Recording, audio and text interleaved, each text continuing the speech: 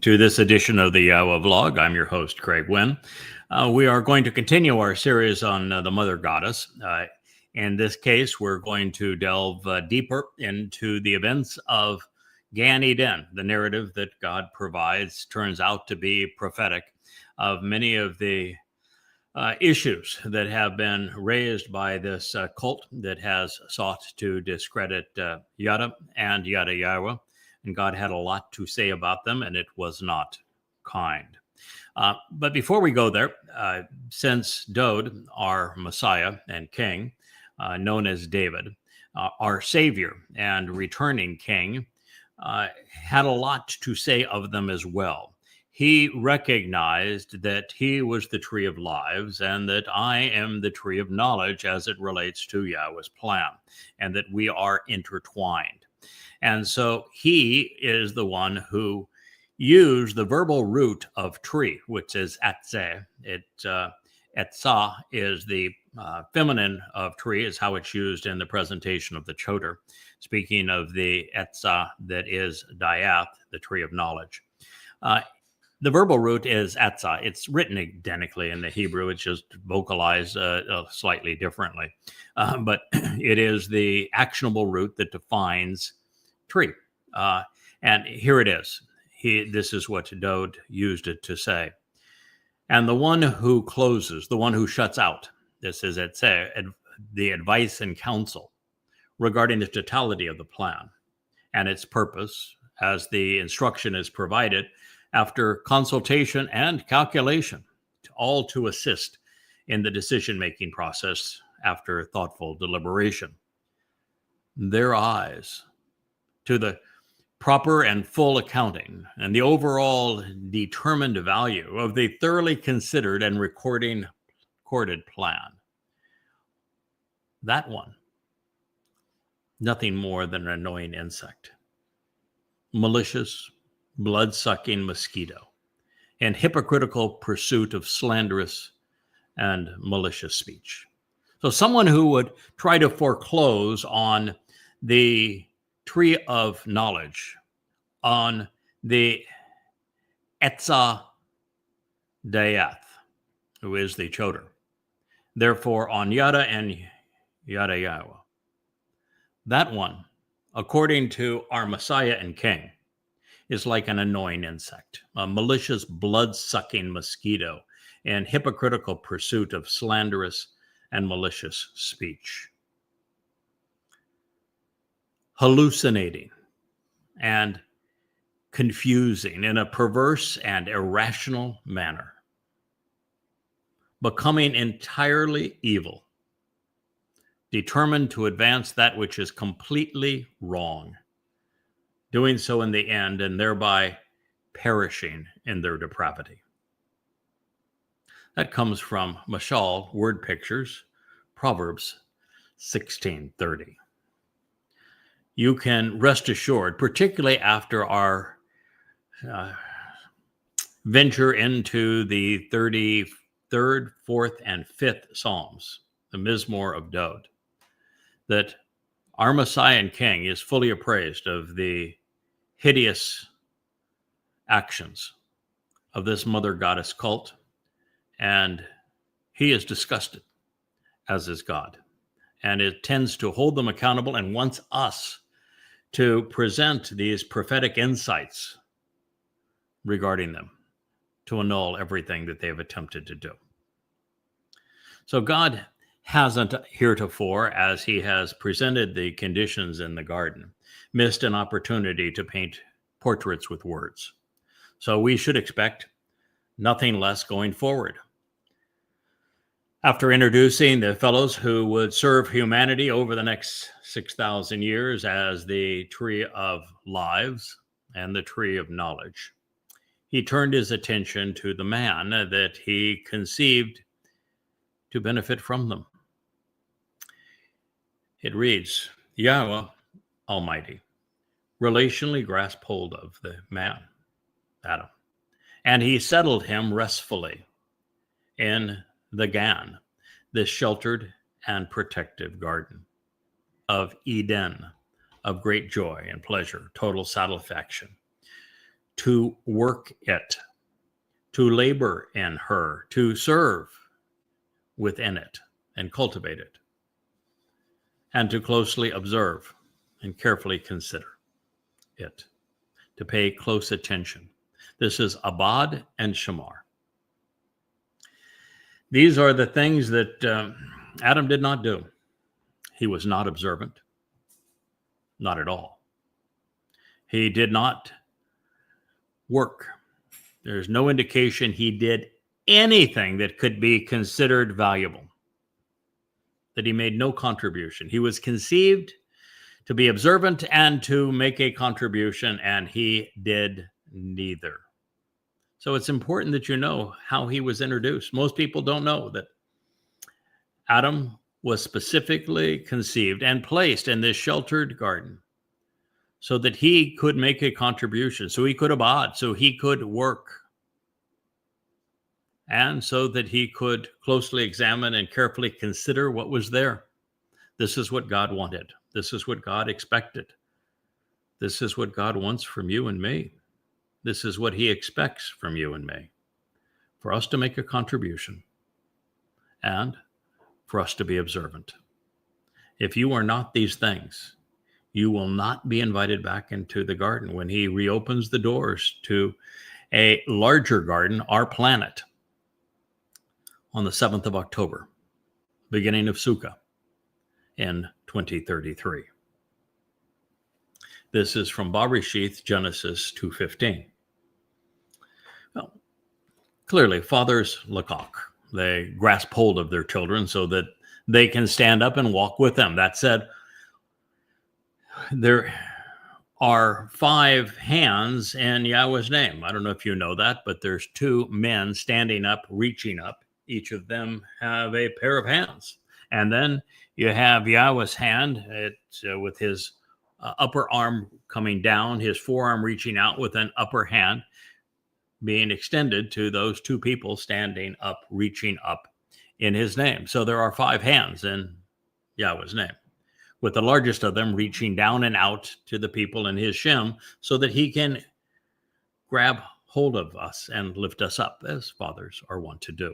It's a verbal picture of God's intent, even in his name. That's why it was a shame to have erased it, as the religious have done. Continuing to tie these stories together, after introducing the central cast, Yahweh used Nuach, settled spiritually, to foretell how the Ruach spirit of Yahweh would Nuach al-Hu, settle upon and remain upon the man serving as the choder. Read Yashaya 11, and you will see that it is the spirit of Yahweh and the 7 spirits that Nuach settle spiritually upon the choder as the tree of lives, just as they're being presented here.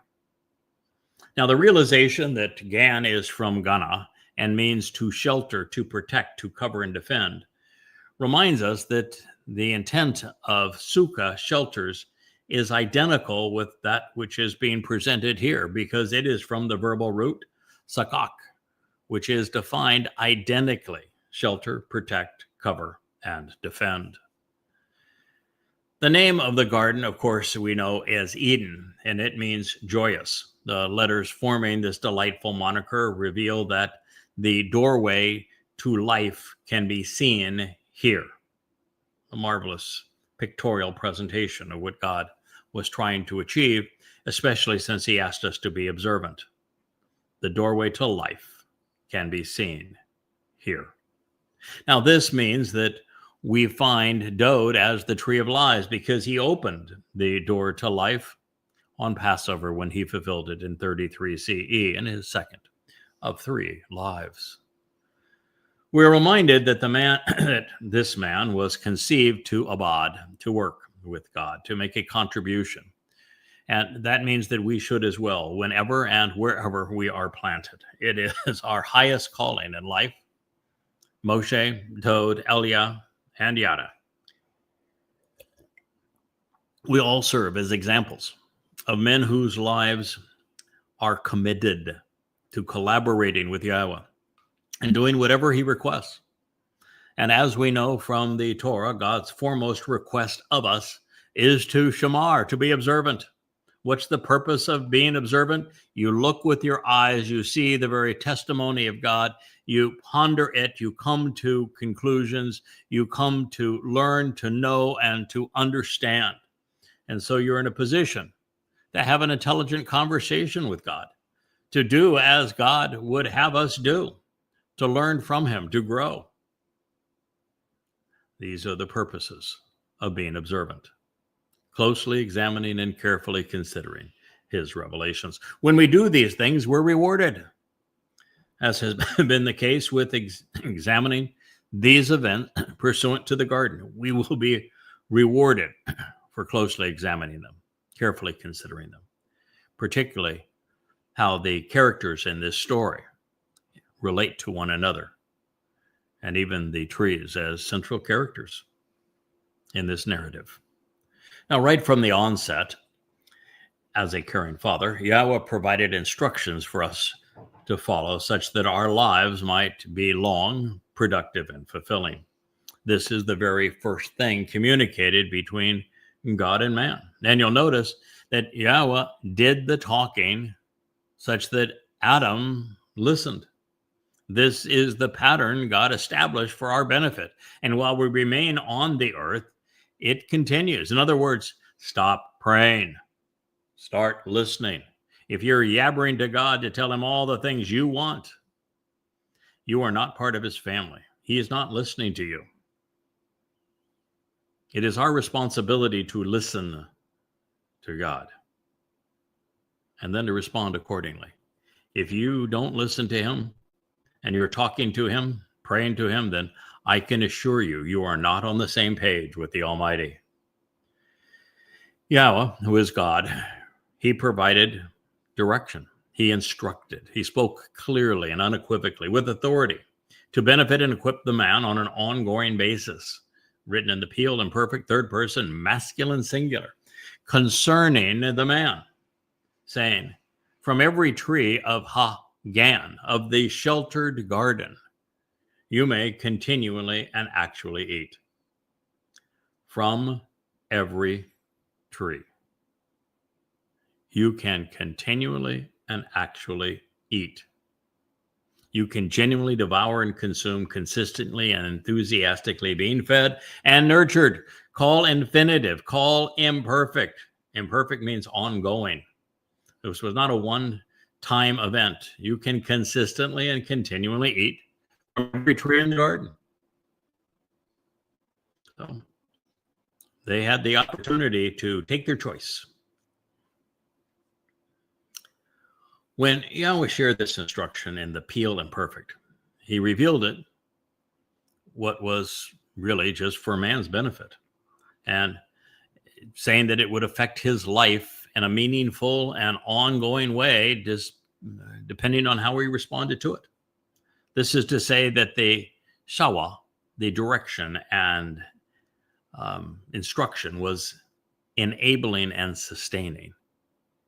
Moreover, as a friendly reminder, throughout we find Yahweh speaking in a masculine singular voice, which is important.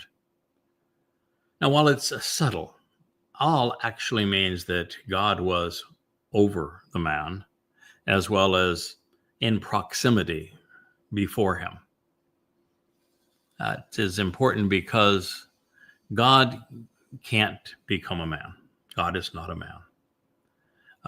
God was present only in the sense that a tiny aspect of his nature was projected into this environment. Further, as we know, Ha-Adam is literally rendered as the man, whereas Adam is simply a transliteration of the Hebrew noun for man. Now, before we press on, you'll notice that Yahweh said that Adam could eat from any tree in the garden, with a call, eat, repeated twice for emphasis, absolutely and unequivocally eat.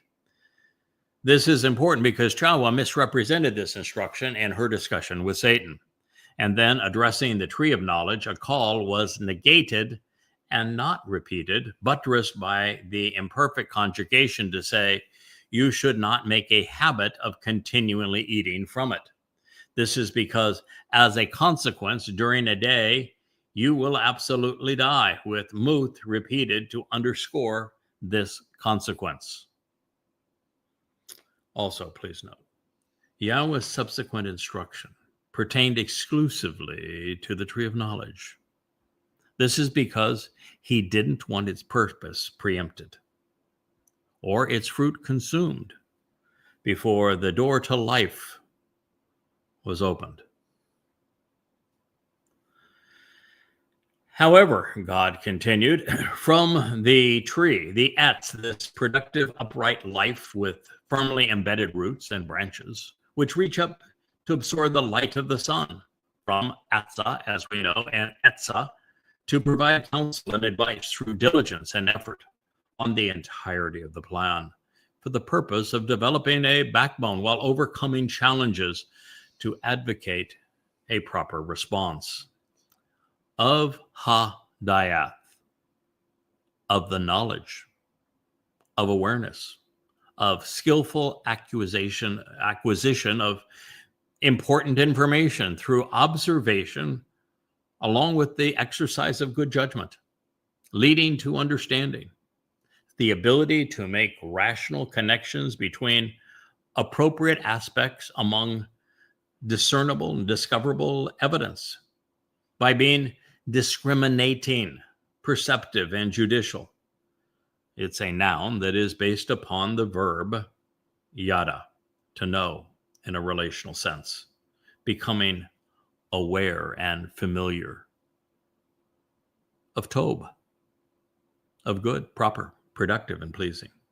Tob is that which is beneficial and prosperous, correct and truthful, favorable, enjoyable, desirable, and agreeable, moral and right, valuable, worthy, even beautiful, generous, pleasant, festive, joyful.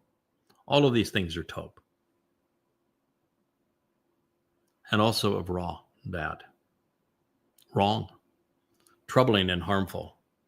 Ra is evil and wicked, pertaining to corrupt compatriots. Yeah, ra is also one's associates, those that you group together with, fellow mosquitoes, if you will. Morally inappropriate, malignant, and disagreeable rhetoric from loud-mouthed associates, words and actions which are of no value, depraved, displeasing, and malicious. Do not make a habit of continuing to eat. Lo akal. Do not habitually devour or consume. Call imperfect from it or out of him. Men who, because of him. Masculine, singular. As a consequence, because as a result, during that day, by defining and describing yourself as having consumed it, here is kal ata men hu, devouring by you will actually and eternally destroy you because of him.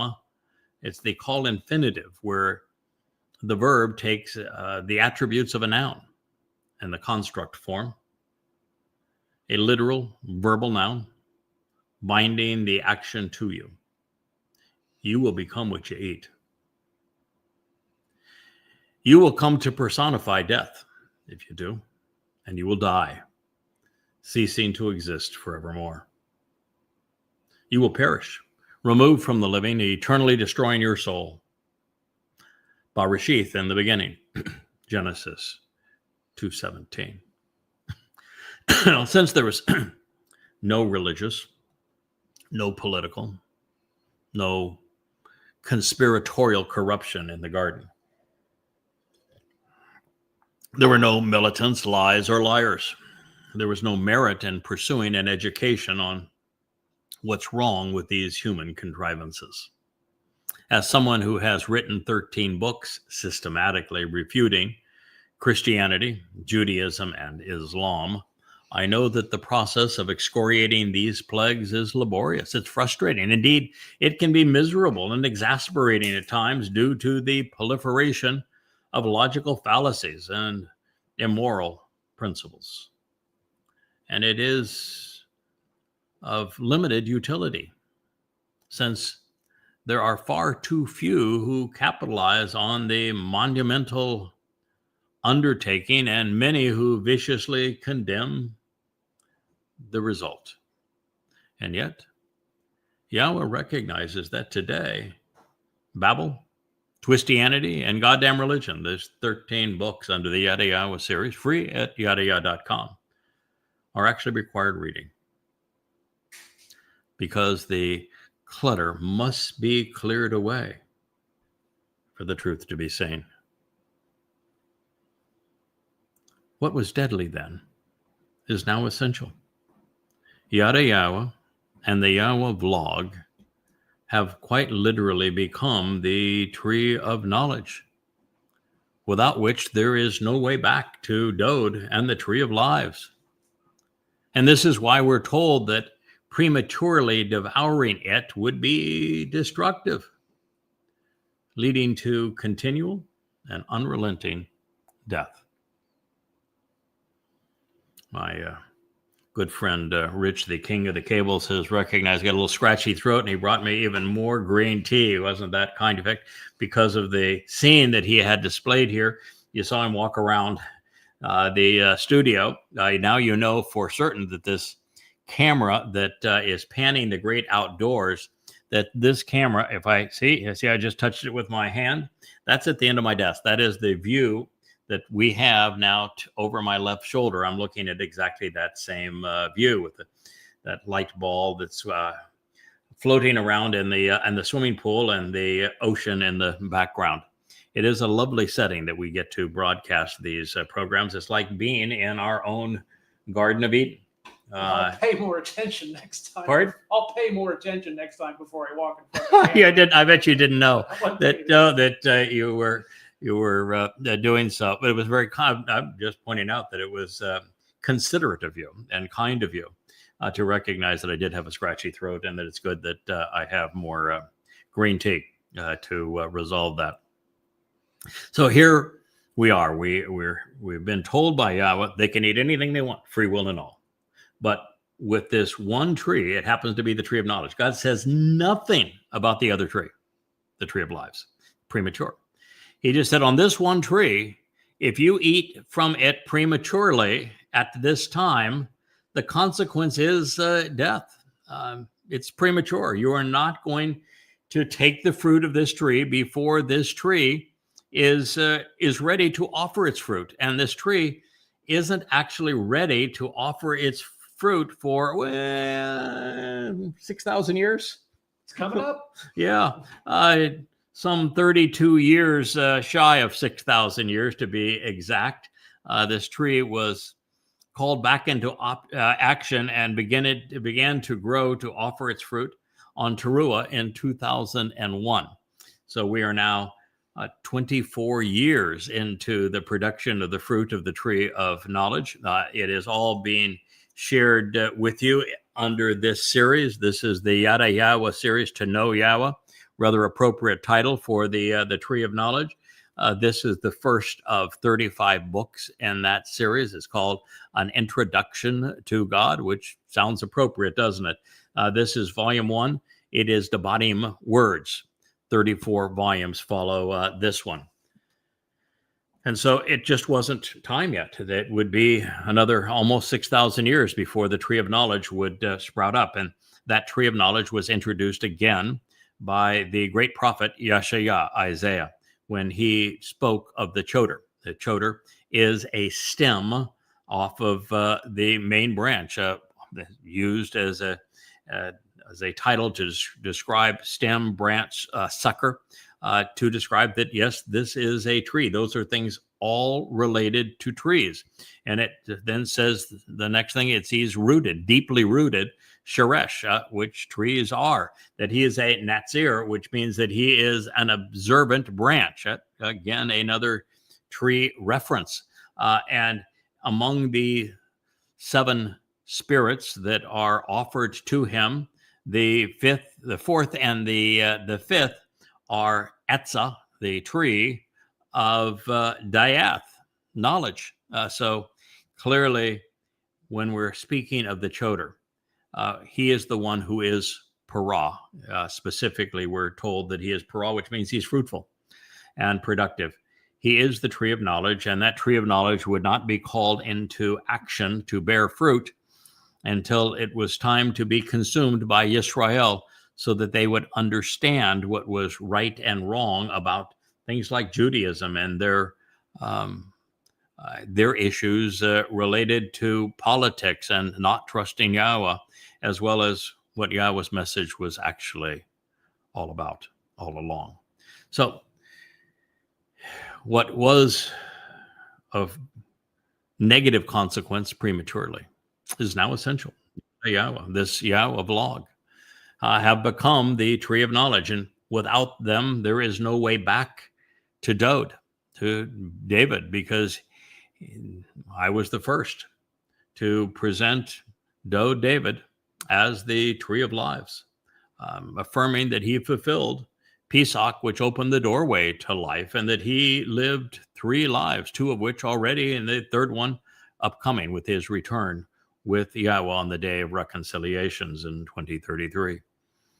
Now, this is why we are told that prematurely devouring this tree and this fruit before it had a chance to take root, to grow, to flower, to develop, would be deadly. It's the reason why you may be aware that there's a statement in Bamidbar, Numbers 15, that after Yahweh goes to great lengths to describe the role of the ram, Dod, the bull, Yada, and the goat, Elia, in the restoration of his people, he goes through a whole dissertation on this, because they need to be restored, because this is right after the spies claimed that they saw Nephilim in the land. There was no Nephilim, but they're speaking of their own fall. Naphal means to fall. It's going to plays right off of this story where God caused the fall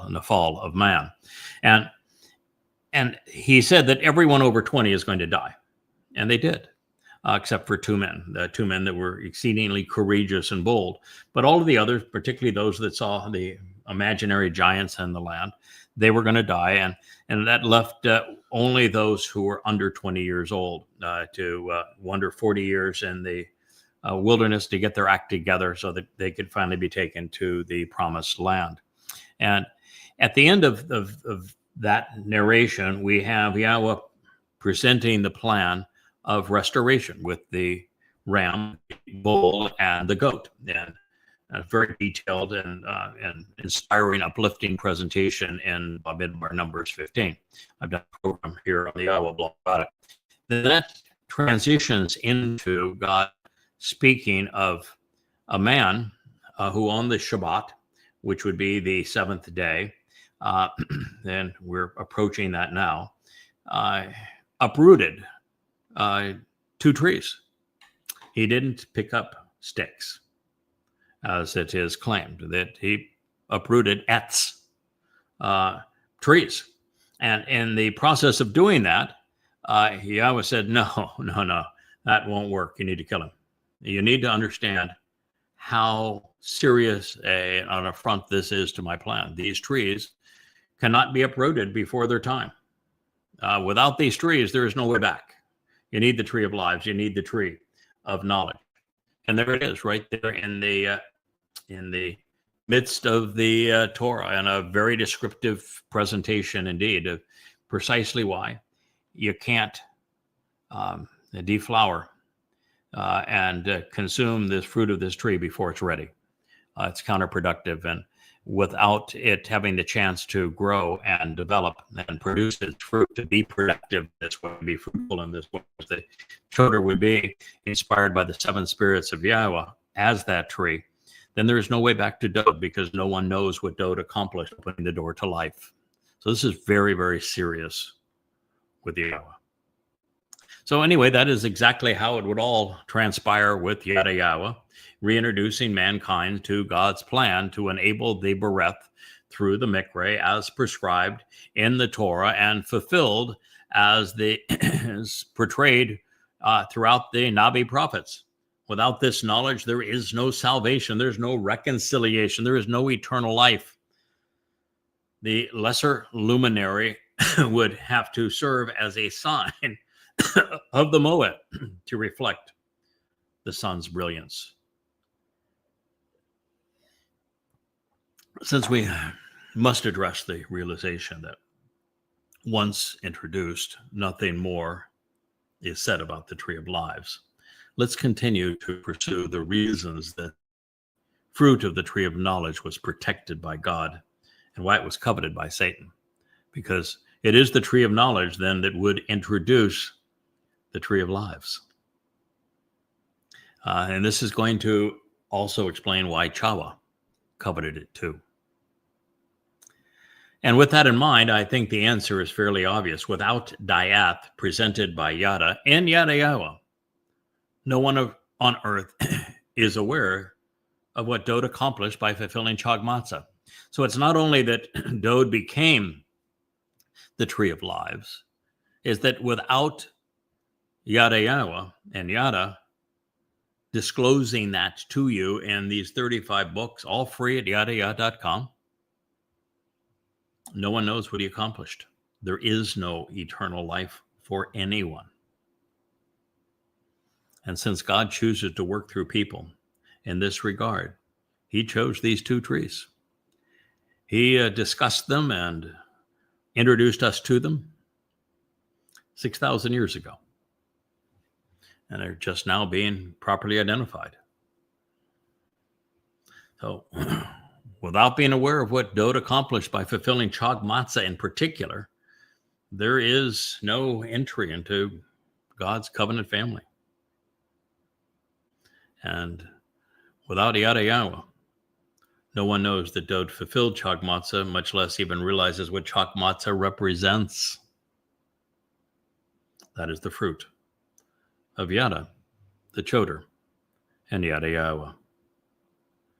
Literally, without this knowledge, there would be no Shabua Katsir. That's a harvest. There would be no Teruah Lakat. That's a gleaning. The purging of the adulterous woman, representing the mortal remnant of religious Israel, would not happen. There'd be no family reunion for the king on Yom Kippurim, and thus no homecoming, and therefore no restoration of Gan Eden or return to it on Sukkah. None of it happens. The human experience and experiment would be for naught.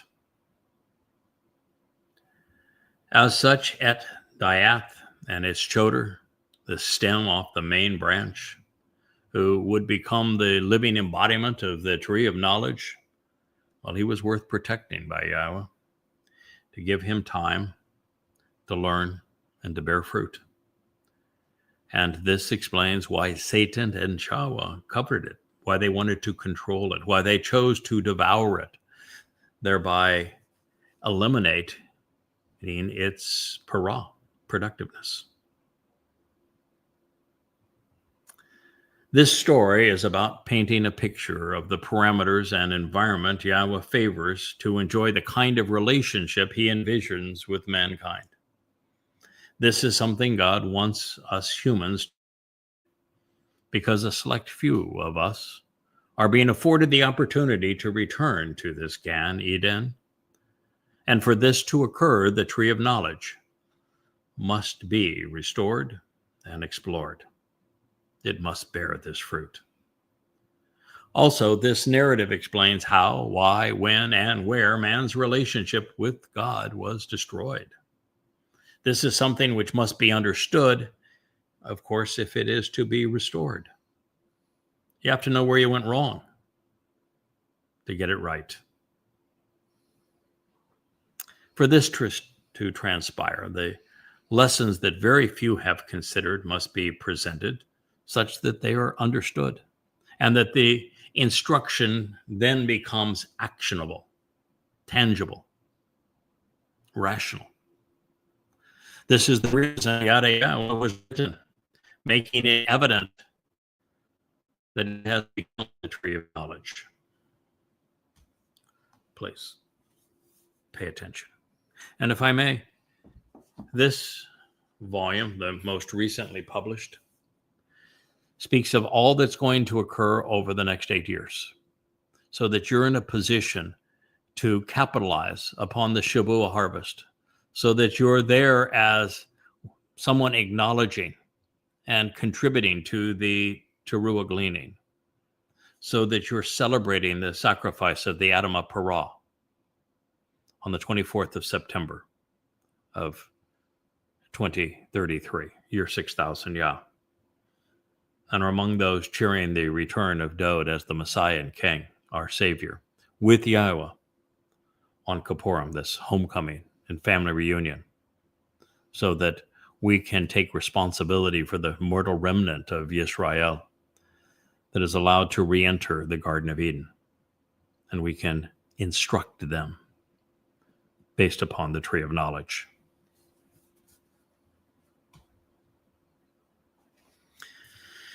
So this narrative that God is providing, it explains the how, the why, the when, the where of man's relationship with God and how it was destroyed. It was actually destroyed by as much by omission as commission. As I said, Adam really didn't listen to God. He didn't respond to God's instructions. He didn't work. He was a deadbeat. He was a dependent.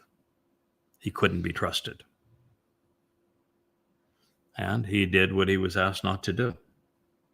Mostly crimes of omission with one of commission. Now, this is something all of which must be understood if it is to be restored. For this to transpire, the lessons few have considered must be presented, such for the first time they can be understood. And the instruction then becomes, as I've said, actionable. This is the very essence of Yada Yahweh. It's why it was written. It's why it's available to you free at yadayah.com. It is absolutely and unequivocally the tree of knowledge. Etzah, Dayath.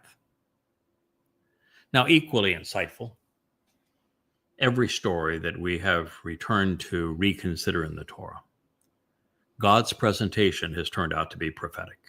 While also historic, every narrative was presented for the benefit of those who experienced it, not for those that experienced it, I should say, but for those who are listening now. This narrative had no value whatsoever for Adam and Chava. Didn't change their lives one iota. It's for us. And clearly it had no influence on the children of Israel during the Exodus and all the way to this point, because there's not a single aspect of what I'm sharing with you that 2 millennia of rabbis have been able to deduce. None of it. It's all for us, right here, right now.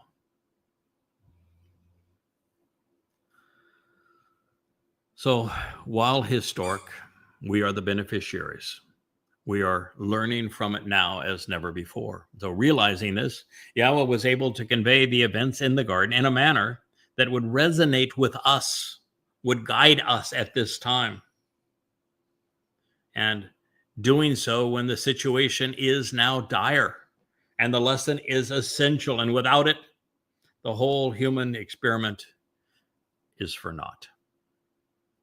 Now, this is why Yahweh spoke of the Choder as he did through Yashayah, making one story of the two and explaining one with the other. The Choder is the tree of lives. That's why the Choder, the very sap that comes up through those roots that to nourish the tree, and the light of the sun representing Dowd, that cause it to grow and to produce its fruit, is all enabled by the 7 spirits of Yahweh. The narrative on the Choder was Yada's coming out party. It was the moment I went from anonymous to named character in God's story.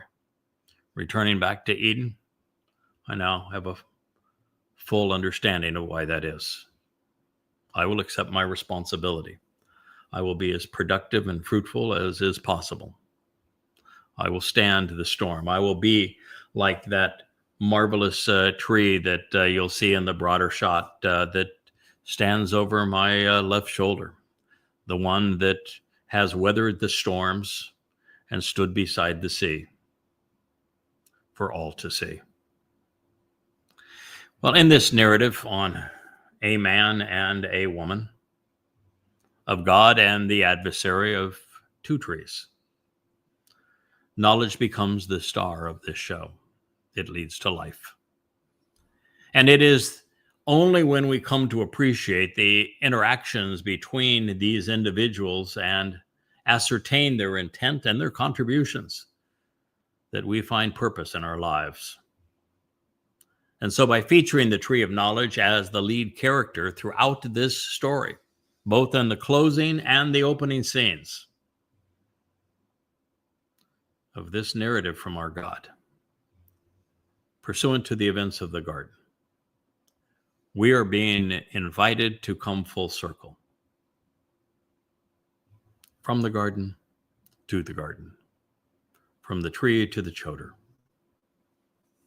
It is from its roots, buried long ago, that a choder sucker would emerge, bearing fruit again, this time in Yada Yahweh, to reacquaint the world with Dode as the tree of lives, and to remind everyone who wants to have a relationship with God what God is seeking from them, to work with Him, to contribute to the relationship, to be observant, carefully considering everything that God has laid before us, and then to be responsible, to be reliable, to be trustworthy, to be someone He can trust off of this planet. Now, while I've made this point previously, it remains relevant to note that Yahweh communicated His instructions to Adam, to the man. But there's no indication He communicated directly to Chawa. He didn't, well, in this case, she didn't even exist at this time. The implication is not only that Adam was conceived to learn from God, but also that Yahweh seems to prefer communicating through and working with Ben. It would be the man's responsibility to share Yahweh's instructions with women. Now, if you think that that's being sexist, then let me tell you how I responded to something that I read today. I shared this in passing in our Ocean studio. I have returned to the chapter prior to this one, in Bereshith, Genesis 1, speaking of the fourth day. And on the fourth day, Yahweh introduces two men who he calls luminaries. Their job is to be enlightening, to share illumination with the world. And while he calls both of these men, who are signs of the Moed, and Moedim actually, the restoring witnesses to the eternal testimony, and therefore signs, which would be something that would be written, a sign of the Moedim. I've written 3 volumes just on the 7 Moedim. And that these are the 2 men who would actually fulfill them. Dode, Pesach, Matz, and Bekurim, Yada, Shabua, Teruah, working together on Kippurim, and intertwined is the tree of lives and knowledge on Sukkah. We are the 2 men that fulfill the Moedim, just as Yahweh said of them. And while Yahweh said that both men, from his perspective, were great, esteemed, valuable, empowering, enriching, that one was not only greater than the other, the one who was the Gadol, the most Gadol, he was king. He's sovereign. He runs the government. He's in charge. He's authorized. And the other is subservient to him, reports to him, works for him. Just as the moon reflects the sun's light. Now, you could say, all right, I have written more than all the prophets combined, probably 10 times what Dowd has written. Well, shouldn't I get a better position than under the king? Heck, no. I'm thrilled. Okay, I'm making a sacrifice of my body. Shouldn't that, make us more like equals? No. Good God. I was thrilled being anonymous. And so when I read this, and I'm reading this and it's saying, oh, wow, the greater luminary, he's the sovereign. He's king. And the lesser luminary works under him, for him, serving him. Oh my goodness, my heart soared. And that should be everyone's reaction. God is giving more responsibility here to men. He's not giving any more benefits to men. We're to work together.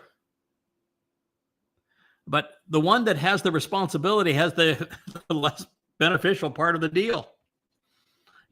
If I make a mistake going forward, I guess, hey, no, I'm reporting to you. I'm your responsibility. You're challenged now to fix. I'll do my best, but you're in charge. Something blows up. Dowd, what do you want to do? It's your call, man. I'll do what you want, but your call. That is the best news of all. So if you are a woman saying, wait a minute, God says he prefers to work with men, which he said, and he prefers to instruct men, and then it's our responsibility to work with the women in our lives and instruct them and support them and teach them and be responsible for helping them, then that should make your heart soar. You get the benefits without the responsibility. It doesn't mean you don't have to work. God was really clear. The women are going to work. He wanted Chawa to work. He wanted Chawa to help, to be a benefit, to make a contribution. You need to do that, but you don't bear the responsibility. It's why I went personally so, I was so uncomfortable with Yahweh's switch from me being anonymous as Yada. For the first 10 years, we did this together. To reading about the Chodar and saying, oh my God, there's no one else in human history that this can speak of other than me. And this means I'm not anonymous. That means that I'm a named player in your story, and an important one. And that's not good, God. That means that now I go from having opportunity to responsibility, to accountability. It's just so much more pressure. And so I would caution anyone that says this is not fair, I don't like God's response here, to think it through. I celebrated knowing that I was subservient to Dowd, and that he can rest assured, as most kings cannot, that those, at least this guy beneath him, and I'm certain it's true for every covenant member, we don't want his job. We're very happy to serve him. We're delighted that he has that responsibility. And everyone should look at it that way. So I would encourage you to view it that way. And listen, there is, and God makes this quite clear in his synopsis of the situation, that women are more emotional. Emotion is good. Caring, loving, supporting. Emotions are really valuable. Men are more cerebral, and he makes that point too. They're more thoughtful. Now, that doesn't mean that it's ubiquitous. In fact, today it's almost indistinguishable. That's the way we were designed when we were operating as we should. Men were more rational, women were more emotional. That way, together, we experience synergism, and we're far more than we would be independently. And that's God's view of things. Now, when it comes to work, when it comes to being observant, the first two things that God asked for here, being rational is more effective than being emotional. When it comes to raising children and doing the nurturing part of that relationship and being supportive and engaging in this relationship, being loving and emotional is actually more appropriate and more beneficial. So we were designed to be not only compatible, but mutually beneficial to one another this way. Now, this is not a Christian lording over thing. This is not an Islamic you own them thing. This is different attributes and different responsibilities. Yahweh Almighty said, "It is not good, productive, or beneficial for the man to exist alone by himself." Oh, I'll explain to that just in a moment. I will engage and continually act on his behalf, producing for him a helper and a supporter, an easer, one who assists and serves, one who is a positive influence, who rescues, aids, renews, provides benefits with the strength and power to accomplish all of these tasks. Like, similar to, and in the manner, even according to, his corresponding counterpart, Negadhu, describing that which is straightforward, right for him, open to him, close in his proximity. Barishith 2:18. There are three enormously important insights right here. First of all, we go immediately from the discussion of the trees. Immediately from the discussion of the trees. So that these instructions were given. To the next line is that it's not good for a man to be alone. Breaks my heart. It really breaks my heart. What this means is that after Yahweh communicated those instructions to Adam, he immediately recognized that Adam wasn't listening. He realized that Adam was not willing to work. He realized that Adam was not paying any attention. He was not observant. And so for God to say it's not good for man to be alone, what does that mean? What does it mean? Because I'm going to share something with you that I don't think anyone's said before. Because for God to say this right here at this part of the story, that it's not good for man to be alone, it means that God was leaving man. He was going to separate himself from man. He was going to spend more time away from man than with man. That's what it means. And when you think that through, because that's the only valid conclusion, because if God was spending all of his time or most of his time with man, he would never say it's not good for man to be alone, because man wouldn't have been alone. So it means that in immediate aftermath of God providing instructions to Adam, God realized that man was not going to be what he wanted, that man was not listening, that man was not observant, and that man was not contributing. And therefore, there was no merit at all in spending an inordinate amount of times with man. He was going to have to back away. This is like getting a goldfish and putting the goldfish in the bowl, and you see it swim around the bowl 3 or 4 times and blow some bubbles, and you say, "Oh, that's really neat. I like having the goldfish in the bowl," and then being so bored with it that you forget to change the water. Like an animal in a cage. You've given all the food it could possibly want, perfect conditions, everything, and it just sleeps all day and ignores you. That's what it means. And that's why Yahweh calls the fall of man. Man had to grow up.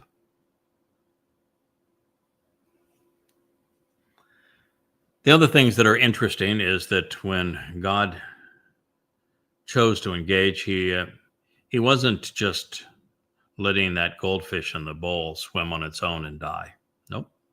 He was going to give that goldfish, the man, the opportunity through many lives to become observant, to engage and make a contribution, to work. You know how many hours it takes? Well, I'll tell you, 100,000 to write 35 books, 25,000 pages of amplified translations and commentary. I'm going to give him a chance to engage, to make a contribution, to do something worthwhile, to show that he is reliable and dependable. And so God says, I'm going to give man a helper, someone to be with that's really far more ideal for him. The separation between God and man at that point was just too enormous. God would not have a man with whom he could openly communicate, dearly love, accomplish great things with until Dowd. 3,000 years later. And since that time, I don't think there's been anyone since. The closest has been the growing of this tree of knowledge, but in that sense, God cheated. Cheated, I mean, in a very loving sort of way. He applied his 7 spirits to make certain that it would happen.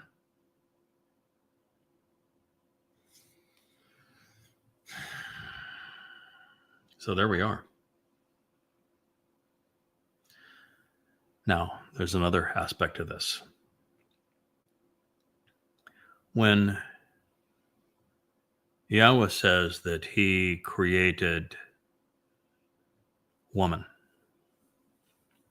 as a supporter and helper of man, what this says is that since he explained what he wanted to achieve with Adam, he wanted Adam to be observant, and he wanted Adam to make a contribution to work with him. And he gave Adam instructions that he wanted him to process and respond appropriately to. That was not the purpose of the woman, was it? None of these things are directed at God. The woman's purpose was to support the man, to engage in a relationship with the man, for the man and the woman to be together.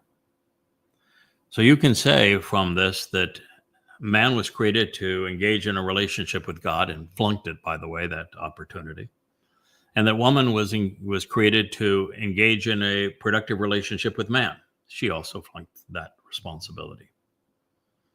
But they're very different. Very, very different. Also, the Mother Goddess cult wanted to make a statement where they took Yahweh's words out of context and they truncated them to create the myth that because God created man in his image, and that he created a memorable man and a woman to bore, that therefore that must also apply to in his image, even though it was his image, and even though image, Teslem, is masculine, that must make God a hermaphrodite, mother and father. This makes it very clear. Man was created in the image of God. Woman was created in the image of man. She is man's counterpart. She is man's neged. She corresponds to man. All right? Those are some profound insights. I can assure you, and this analysis of Bereshith Genesis 2:18, that what you have just heard, some 20 profoundly important insights. No one has considered these things previously. And they're all valuable in coming to understand what God is seeking from us. Because when you understand this, as men and women, we know what we're supposed to do if we want to earn favor with God again. And we need to earn it. We need to show that we can be reliable, that we will listen, that we will be observant, that we will engage in a productive way. I can assure you it's not about belief. So this is just a continuation of essential lessons, because it means that Yahweh created Adam to enjoy a relationship with him, while he created the woman to be in a relationship with the man. Adam was to work with God, while Chawa was to work alongside Adam. Quite literally, woman was conceived by God to help and support man. And it was in man's image that woman was created, not God's. The creation of woman was so basic to man's needs, the resulting version, while wonderful, didn't turn out to be the first choice. So before creating the woman, knowing that man couldn't be alone, he had designed him for companionship, he was just inadequate. So then Yahweh Almighty, he fashioned and formed out of the earth every living animal of the expansive environment, in addition to every bird of the sky, which he then brought to the man in order to see what he would call them and how he would greet and how he would welcome them. Ma kara lahu. Therefore, everything for the benefit of the relationship that the man, Adam, approached and designated, called out to, and encountered, Kara lahu, that became the name and the reputation of that living soul. Bereshith, Genesis 2:19. So Yahweh, at this point, is still trying to help the man. He is introducing the man to other life forms. He is conversing and interacting, trying to make it work. We're shown that the man evaluated these life forms that God had created, that serves to define Yahweh's purpose in creating life, because he not only took the time to share his creative genius with the man, he made certain that we would be aware of this special moment in time. This is the one interaction that God shared with us. What does that tell you about him? That he's interested in us having an enjoyable and productive relationship with animals, that he loves animals and wanted to share the amazing nature of animals with us. And that obviously they had a discussion with these animals so that Adam could learn about them and therefore could appropriately name them based upon their reputations. Tells you what we're headed to when we come back to Eden, doesn't it? Tells you what God values, which is life. It tells you that Yahweh is a father and he wants to share the best of what he has accomplished, which is, the thing that we as parents often think, that when we're parents and we achieve something that's wonderful, we want to share it with our children. So did God. So it's relevant, however, that God is not depicted doing any of these things with the woman. You can make of that what you will. So that we don't lose sight of the reason that we return to this narrative, you'll notice that just because all of the animals have souls, with nephesh being a feminine noun, it does not turn males into females. As a matter of fact, with the animals, they were all categorized under Hu, masculine. Similarly, while Yahweh has both a nephesh and a ruach, both of which are grammatically feminine, does not alter his projection of his preferred gender. He always presents himself as masculine and singular. When the mother goddess cult was initially formed through embittered rebellion, there was a confabulation of lies. They not only turned chokmah, the Hebrew noun denoting wisdom, into their mother goddess, they sought to condemn me for not recognizing the feminine aspects of the Ruach spirit. But ladies and gentlemen, the opposite was true. I had actually gone too far. I had made way too much of the distinction between the feminine and masculine nouns, especially with Ruach, which is where they came up with their methodology and mythology in the first place. They accused me of not recognizing the voice of Spirit Mom, when in fact I had gone too far. And I had projected far too much on the Ruach being feminine. They lied. And while I went nowhere near the absurdity that Yahweh has a hermaphrodite nature with two personas, two creators, one a father, the other the mother, or that the maternal manifestation of God's nature had a voice, and that we should try to seek what she said and speak for her, I am guilty of over-extrapolating, which has led to what we humorously call a mama-ectomy of the text.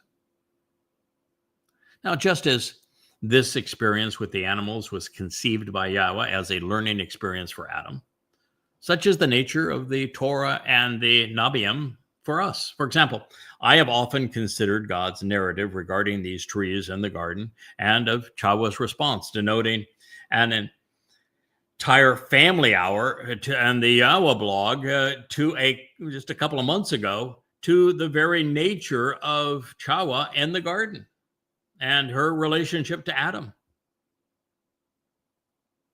And I have analyzed every nuance of Yahweh's instructions of the Choder through Yashayah on a score of occasions, 20 times. And while I recognize that Diath, representing the sixth of the seven spiritual attributes given to the Choder, was the name of the tree of knowledge, I did not notice that the fourth gift of the Ruach to the Choder, Etzah, was to adroitly identify him with the Etz, the tree in the garden. At issue here is perhaps the most important lesson of all. The more Shamar observant we become, the more we yada know. The more we yada, the more we come to Banah, understand. Through Chokmah, thinking intelligently. Eventually, after decades of study, we can parah, produce the fruit that is offered by the Etz Dayath, the tree of knowledge. This is the purpose of the Choder, making his Nesh sign Yada Yahweh. Now, this is to say, Yahweh has given us what we need to process, to know and understand. But process requires a lifetime of work. It's not a data dump. We are not given Chokmah, but instead afforded the means to it. This is how it will be forevermore. We need to work at it so that our study makes a contribution to our shared knowledge. And that is what makes eternity interesting. It's what makes life productive. What makes the relationship enjoyable for Yahweh. And that means we must constantly refine our conclusions based upon the evidence. The more we learn, we must correct our mistakes once we're appraised of more information, greater understanding, and then build upon that such that it's verifiable and true. It is how we grow. And without growth, we are, and God also, cannot be infinite. We can't even be interesting. This process has to exist for us and for God.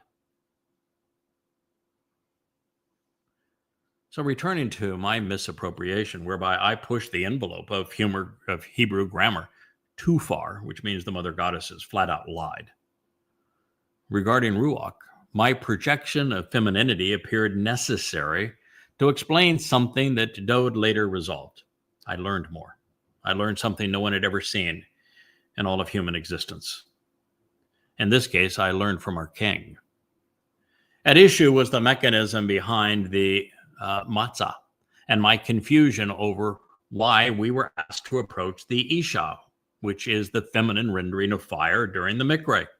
And since there was a prophetic reference elsewhere to the Ruach pertaining to an illuminating apparel in Yashayah, I thought, well, perhaps that's how God resolved the issue of our guilt, covering us with it, projecting this onto the symbolism of the fire.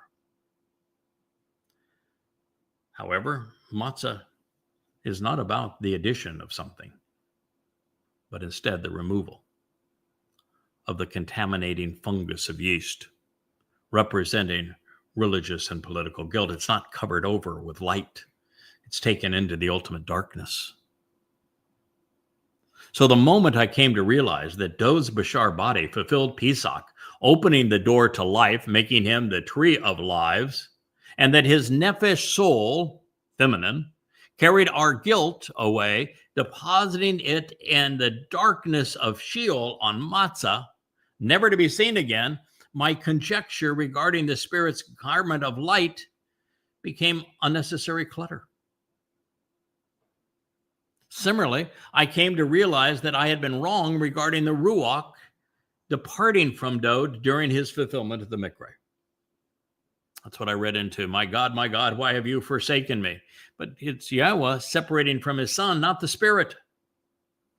Yahweh told us explicitly when the Ruach came upon his son, Dod, that it would never leave, would never separate from him, ever. And this means that the Ruach protected Dod's nephesh in Sheol and facilitated his release.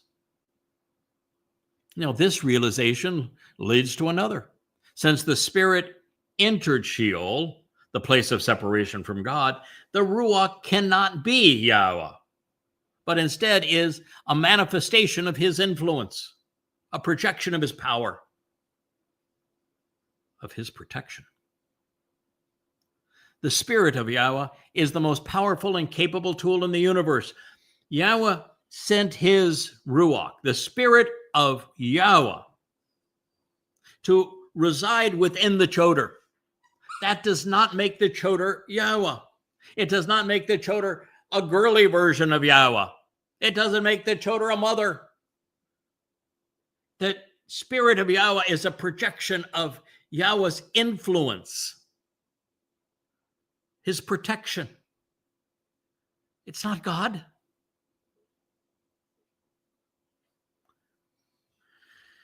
The Spirit of Yahweh is the most powerful and capable tool in the universe. Now, as for the Isha, fire, there was a far better interpretation, providing a lesson for us all. Fire transforms dead and dying organic material and transforming it into light and radiant energy. I've shared this on so many of our programs. It is symbolic of the superior vessel that Yahweh intends for our souls so that we can discard the limiting and decaying nature of our physical bodies. When our nephesh is encapsulated in radiant energy and light, we are not only perfected and become immortal, we are enabled, we're empowered, we're enriched by such a great magnitude. In science, this transformation is measured in the square of the speed of light. So this progression from a thoughtful interpretation to a vastly superior and evidenced comprehension of Yahweh's methodology comes with observation and contemplation, hard work, building over decades. And the beauty of this process is that it becomes exponential. The more we know and understand, the better we are equipped to deduce a myriad of previously unseen insights and grow in our comprehension of God, and then become much more productive as that tree of knowledge. So after having written 35 books based upon uniquely amplified translations of the oldest extant resources, with words scribed and scrubbed of man's religious corruptions, I've come to learn more about God than anyone since the last of the prophets 25 centuries ago. There were thousands of profound and unheralded insights to share, with the proper pronunciation of Yahweh's name and the recognition of his son's achievement foremost among them. And as my knowledge and understanding progressed, these books were augmented and refined. I think we'll conclude this program at this point.